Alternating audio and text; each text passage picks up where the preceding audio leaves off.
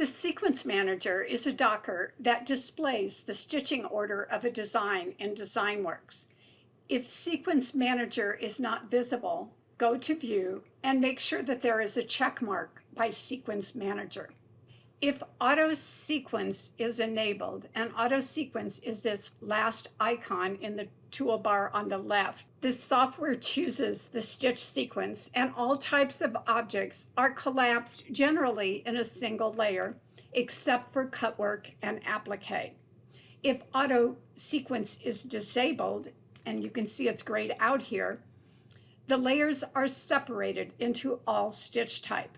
The details of this operation are covered in the next set of videos. For now, let's look at the different layers in Sequence Manager. Each layer is numbered on the left, showing the stitching order. There are 2 tabs for each of the layered trays on the right that will give you information about the fill and the outline types in the design. The first tab shows the type of fill that is used, and the second tab shows the type of outline the object has.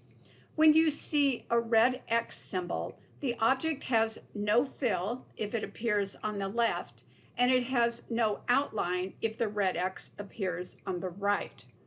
An A will only be found in the left tab, and this means that the shape is filled with applique.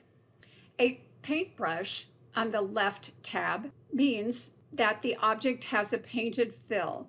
If there is a paintbrush in the right tab, the object has a painted outline. The crystal icon means that the object has either a crystal fill or a crystal outline. The series of dots in either the left tab or the right tab symbolize an array fill or outline, which can be painted and or stitched. There are certain icons that will only appear in the tab on the right. These include scissors and an O. Scissors will indicate that the design is a cutwork object. The O on the right symbolizes a running or satin outline.